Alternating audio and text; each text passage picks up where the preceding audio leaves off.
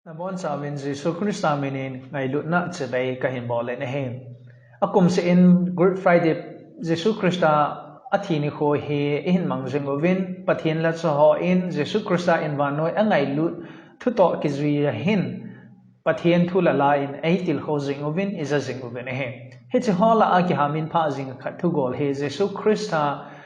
cross a ki khaya ana tinga ki sutna chung ti san le tui hung long do e ti hi a ki hamin pha jing ba nga hin hil che na kin mu be se lo hi je hen tu ni kho a hi zon in ipize a Jesus Christ cross a ki khaya ana tinga ki sutna cho ti san le tui hung long do hi amin pha kho tan ham ti hi thu do na a hi in hi si hi hil che na in nei diu ka no mi ne he hi chin ding hen zon bung som le ko chang som thum le li som thum la nga he ana sim da hi tin chu zon le khabu a ko na thum mun dang dang a ko na hen he che thi san le tui a ki man dan pa hi itilam do la ki mang ham ti hil che na in nei diu hi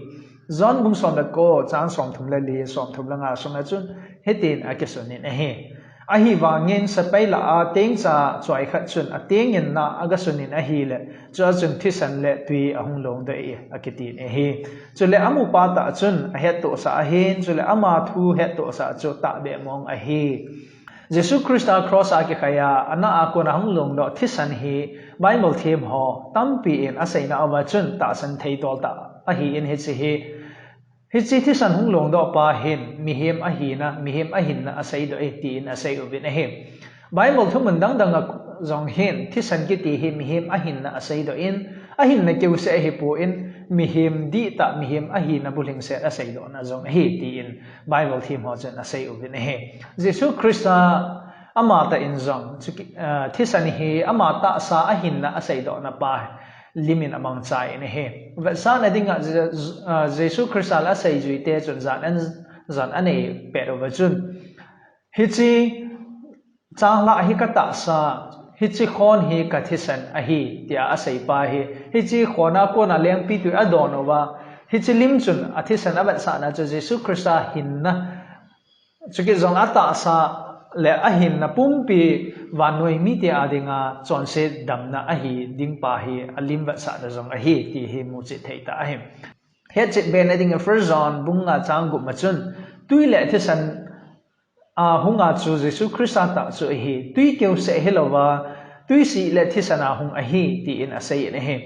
John in bizi a he first John le khabu sanga he Jesus Christ a he tui si le thisana hung a hi ti a he a sei kho tan ham ti a hele athumun dan hi iwat na hele chu chulai pha John khang lai a chun thu hil them do citizen ke ti khat hi ana umin he chi thu hil hi itabang thu hil ham i ti a hele Jesus Christ a pathian a hi na ta sana a hi wa nga mi hem hi na thing set nei a hi poi Jesus Christ a hi gau mai mai a lo thadam ta banga he kilang mai mai a hi tia he a sei do a hi chi thu nil kal na dinga Jesus Christ a he mi hem ta be mong a hi ti phot chit na dinga ama hin Jesus Christ a hi thisan le tu ya hung ping mong a hi tia a sei do a hi chu ti jun first John bung khat chang khat na lama chun isima hi le atil abula pa na kana zao kami ta wa kamu ko khut ta wa kana tham khao ama chu Jesus Christ he to sa pa jo thu ta hi tia he a sei do na pa cho hi chi Jesus Christ so mi hem hi lo wa gau mai mai akilana he la ami ta wa zong hi pha jo se amu thei lo dingo chu ki zong a khut ta wa hi a tham kha thei lo di ana ko lo wa hi a za thei lo di a hi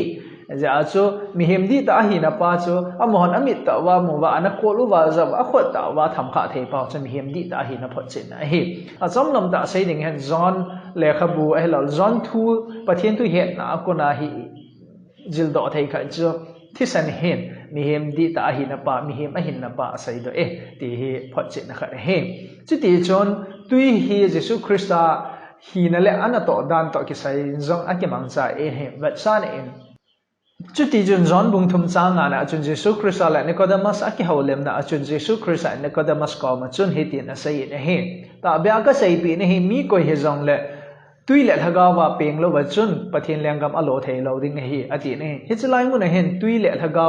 thu chang ni a ki man cha wa ngen a sei do hi thumun kha re hi pathin thaga theng na to wa nga mi hem khan in hin na anei ding a kho dan ba a sei do hi in tui hi hin na lam to ki sai in a ki mang cha in he chuti chun John bung li songa jong hen Jesus Christ la Samaritan nu mai nu a ki holim na achun Jesus Christ in Samaritan nu mai nu ko man hitin a sei ne he mi ko hi zong le hi chi tui kula ko na tui don chan na chun avela dang cha ke ding a hi a hin ko hi zong le ke man ka pe ding tui wang chu adon zo se dang cha ke ta lo ding a hi ati na hi chu le ke man ka pe ding tui chun asunga ton sot hin kem lo hin na tui na apu do sa ding a hi ati na hi Jesus Christ a ko na tui ki ti pa hi mi him te in Jesus Christ a ko na ton sot hin na anei diu pa lim va sa na hi ki sei do a hi chu ti jun John bung sagi chang som tham la sagi som tham la ko na chun Jesus ko hi rong le adang cha cha chu ka he nga hung han